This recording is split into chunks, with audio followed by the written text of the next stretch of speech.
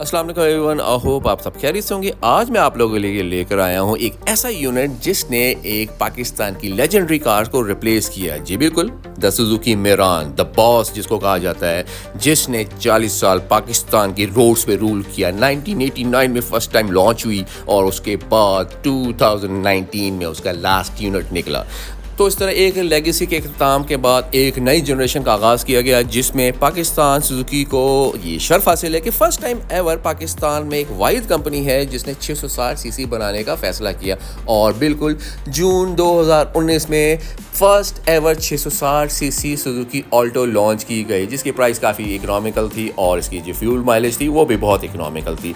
उसके बाद आप देखें, आज है 2026 और तकरीबन इसको हो चुके हैं 7 साल और आज भी ये लोगों के दिलों पे राज कर रही है। चलिए अब इसकी फ्रंट लुक की तरफ चलते हैं। फ्रंट लुक अगर आप देखेंगे तो बिल्कुल फ्लैट है, कोई एजी नहीं है, कोई फ्रंट पे बम्पर एक्सटेंड नहीं हुआ हुआ। सिर्फ आपको जो ह्यूज क्रिस्टल लाइट्स मिलेंगी, जिसमें आपको जो लाइट फॉर्मेट मिल रहा है, हेड लाइट्स है वो आपको हैलोजन ट्यूब में मिलता है, पार्किंग लाइट भी हैलोजन बल्ब है और आपकी जो इंडिकेटर लाइट है वो भी हैलोजन बल्ब में है। तो फ्रंट से बिल्कुल ये फ्लैट है और काफ़ी ह्यूज हेडलाइट्स के साथ काफ़ी प्रोमिनेंट लुक देती है। साइड प्रोफाइल की अगर बात करें तो साइड प्रोफाइल में आपको थोड़े से कर्व्स मिलते हैं व्हील आर्चेस पे, और डोर के जो बॉटम है उस पे आपको थोड़े से कर्व मिलेंगे। और सबसे प्रोमिनेंट चीज़ आपको मिलेगी इसमें वो है 13 इंच का इसका स्टील व्हील, जिसमें आपको जो है normal wheel curves by default मिलते हैं। इसके अलावा ड्राइवर साइड पे अगर आप रूफ टॉप को देखेंगे तो रूफ टॉप पे आपको जो है मैनुअल एक्सटेंडेड एंटीना मिलेगा, जिसको आप मैनुअली एक्सटेंड करेंगे अगर आप रेडियो वगैरह सुनना चाहते हैं। इसके साथ साथ अगर आप फेंडर पे आएंगे तो फेंडर पे आपको जो है इंडिकेटर मिलेगा,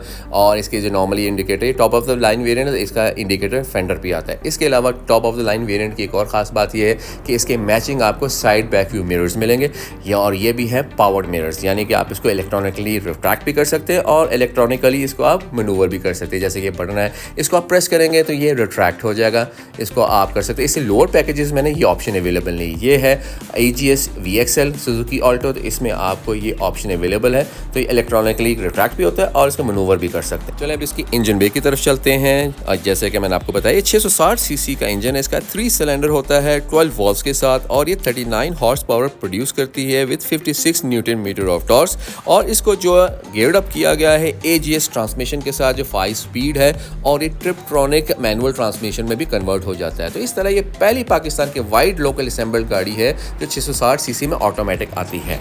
चलिए अब इसकी बैक लुक की तरफ चलता है। बैक लुक में अगर आप देखें तो हाई माउंटिंग टेल लाइट्स के साथ साथ बॉटम पे आपको 2 प्रोमिनेंट टेल लाइट्स भी नज़र आएंगी, जिसमें अगर आप देखें राइट साइड पे आपको कुछ मोनोग्राम्स भी मिलेंगे, जो सिल्वर क्रोम में आपको ऑल्टो लिखा हुआ आएगा। VXL इसके top of the line variant है, और जो इसकी टेल लाइट्स है बहुत ही सिंपल रखी गई है, फिलॉसफी बहुत सिंपल है ऑल्टो की। और इसमें जो बल्ब इस्तेमाल हुए हैं, रिवर्स लाइट, इंडिकेटर लाइट और आपकी जो है ब्रेक लाइट, वो आपके हेलोजन फॉर्मेट में। लेफ्ट साइड पे थोड़ा सा आपको एक और भी मोनोग्राम मिलेगा, वो ऑटो गियर शिफ्ट का मोनोग्राम है AGS का। सेंटर में देखेंगे तो आफ्टर मार्केट कैमरा भी इसमें इंस्टॉल हुआ हुआ है। चलें, ये तो होगी इसकी एक्सटीरियर की तमाम डिटेल्स। अब हम चलते हैं इसके इंटीरियर की तरफ और देखते हैं इसमें इंटीरियर में कौन सी स्पेसिफिकेशन है और कौन से एड ऑन्स है इसमें। जैसे आप देख रहे हैं, इसमें प्रोमिनेंट आपको जो कॉम्बिनेशन नज़र आ रहा है वो ब्लैक बहुत ज़्यादा है, डार्क ग्रे भी बहुत ज़्यादा है, और कुछ पार्ट्स पे आपको जो है वाइट कॉम्बिनेशन में मिल रहा है। जैसे कि आप देख रहे हैं डोर हैंडल्स पे ये थोड़ा सा PVC का वाइट मटेरियल का इस्तेमाल किया गया है, और बटन्स जो है आपके पावर के बटन्स आ जाते हैं नॉर्मल ब्लैक में। ग्रे इसका आ गया है डोर पैनल, और हैंडल भी जो इसमें ब्लैक में है, PVC मटेरियल में है। और अगर आप सेंटर कंसोल की तरफ देखें, यानी स्टीयरिंग की तरफ देखें, स्टीयरिंग में इसमें एक अदद एयर बैग आपको मिलेगा स्टीयरिंग साइड पे। ये after market leather stitch steering किया गया है, जो आफ्टर मार्केट लोग करवा लेते हैं प्रोटेक्शन के लिए स्टीयरिंग की। और अगर आप ओवरऑल कैबिन देखें, काफ़ी ज़्यादा स्पेस है, स्पेशियस है, जबकि बाहर से बहुत ही निम्बल और छोटी सी लगती है। और अगर सीट कवर्स की बात करें, सीट कवर्स भी इस पर जो लेदर की आफ्टर मार्केट इंस्टॉल किए गए हैं, बड़े अच्छे कॉम्बिनेशन में इंस्टॉल हुआ हुआ है। बाकी इसकी जो सीट्स हैं वो सॉफ्ट हैं, और इसमें आप देखें तो मैनुअल हैंडल्स मिलते हैं बैक बेंच को मूव करने के लिए, और सीट को पूरा प्रॉपर आगे पीछे करने के लिए ये नीचे बार मिलता है, जिसके थ्रू आप सीट को पूरा मनूवर कर सकते हैं फॉरवर्ड और बैकवर्ड। चलो बैक पैसेंजर सीट की तरफ चलते हैं। जैसा कि आप देख रहे हैं तो सबसे प्रोमिनेंट चीज़ आपको जो नज़र आ रही है, इसके डोर का एंगल जो ओपनिंग है वो 90 डिग्रीज पे, और इसकी वजह से आपकी एग्जिट और एंट्री जो है गाड़ी के अंदर बैक पैसेंजर सीट्स के बहुत ही ईजी हो जाती है। वैसे तो आपको बाहर से छोटी लग रही है, लेकिन आप यकीन मानें कि स्पेस अभी भी बहुत ज़्यादा, सीट काफ़ी पीछे है फ्रंट की। और अगर आप देखें जो आपके डोर पैनल्स हैं पीछे भी आपको PVC मटेरियल मिलेंगे और टोटल ब्लैक में मिलेंगे। मिलेंगे जिसमें डोर हैंडल आ गया आपके पीवीसी मटेरियल में, और ये पावर का बटन भी आपको पीवीसी मटेरियल ब्लैक में मिल रहा है। और अगर आप इसको बैठ के दिखाऊँ मैं आपको, बैठने के बाद मुझे बिल्कुल फील नहीं हो रहा कि मैं बहुत सी छोटी सी गाड़ी में बैठा हूँ। अभी भी आपको जो आप देखें ना, आपके जो तकरीबन 4 to 5 फिंगर्स की जो स्पेस है, मैं तकरीबन 5'8", 5'9" हूँ, और उसके बावजूद भी काफ़ी ज़्यादा ईजी है पीछे बैठना, कंफर्टेबल सीट्स हैं इसकी, और काफ़ी स्पेशियस है कैबिन पीछे से भी।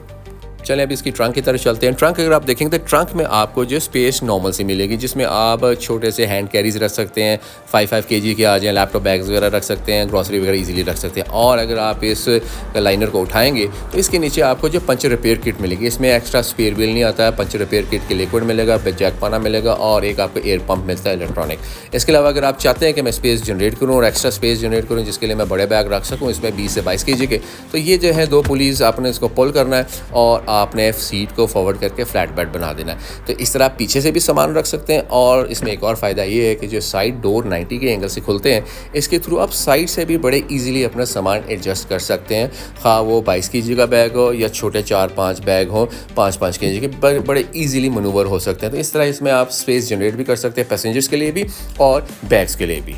चलिए अब चलते हैं फ्रंट पैसेंजर सीट की तरफ। फ्रंट पैसेंजर सीट पे अगर आप देखेंगे तो आपको जो एक ग्लव कंपार्टमेंट मिलेगा जो स्टैंडर्ड मिलते हैं। इसमें छोटी मोटी आइटम्स वगैरह आप रख सकते हैं, जैसे इसमें आपको बुकलेट नज़र आ रही है, और आपको मैनुअल सीट मिलती है जिसका लीवर ये है बैक बेंच को मूव करने के लिए, और जो पूरी सीट को मनूवर करने के लिए फ्रंट और बैकवर्ड करने के लिए वो नीचे लीवर है जिससे आप मनूवर कर सकते हैं। चले अब गाड़ी को स्टार्ट करके देखते हैं कि ये गाड़ी आपको किस तरह ग्रीड करती है। यह मैंने स्विच ऑन किया है तो ये इसका ग्रीडिंग मैसेज है, बिल्कुल सिंपल सा छोटा सा एक डिजिटल क्लस्टर आएगा आपको राइट साइड पे, और सेंटर में आपका ऑडोमीटर मिलता है।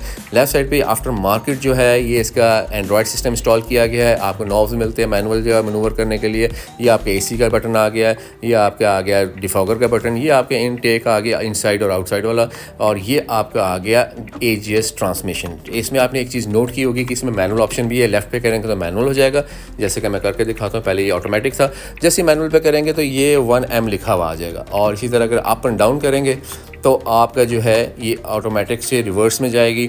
आप रिवर्स करना चाहिए, इसमें बैक रिवर्स की कैमरा भी है वो जो आफ्टर मार्केट इंस्टॉल हुआ है जैसे मैंने आपको बताया।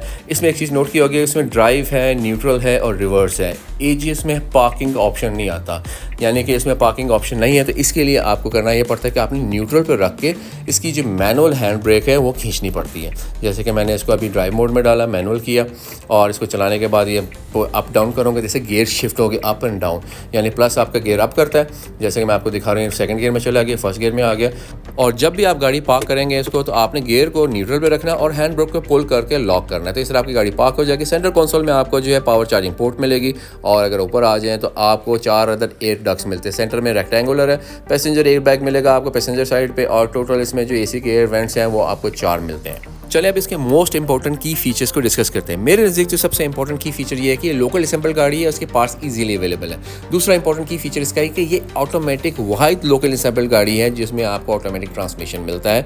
और तीसरा सबसे इंपॉर्टेंट की फीचर इसका ये है कि ये आपको माइलेज सबसे अच्छी देती है 660 cc और AGS ट्रांसमिशन के साथ। जैसे कि आप देख रहे हैं ऑडोमीटर पे, अभी मैं करके दिखाता हूँ आपको, ये है 19.3 किलोमीटर, यानी 19.3 किलोमीटर पर लीटर दे रही है, और ये रफ AC के साथ चलाने के बाद। अगर आप अच्छे पाँव के साथ इसको चलाएंगे, जो लोग कहते हैं कि अगर अच्छी माइलेज लेना चाहते हैं तो आप इसको 22 से 23 किलोमीटर पर लीटर भी ले सकते हैं। जैसे कि आपको मालूम है कि आजकल जो है पेट्रोल काफ़ी ज़्यादा महंगा हुआ है। आज है 2 मई और जो लेटेस्ट पेट्रोल रेट्स चल रहे हैं वो 400 रुपये लीटर है, यानी कि अगर आपको ये छोटी सी गाड़ी अगर आपको दे रही है 20 से 22 किलोमीटर विद AC, तो मेरे ख्याल से हाइब्रिड गाड़ी लेने की ज़रूरत नहीं पड़ेगी, क्योंकि नॉर्मली जितनी भी महंगी हाइब्रिड कार्स हैं वो बड़ी मुश्किल से आपको जो है 20 से 22 किलोमीटर देती है। ओवरऑल जो 1.8 और 1.5 cc की जो हाइब्रिड कार्स हैं वो आपको 18 से 20 दे रही हैं, जिनकी प्राइस आपको पता है कि मोर देन 7 to 10 मिलियन है। तो आप अगर देखें ये गाड़ी लोकल असेंबल्ड है,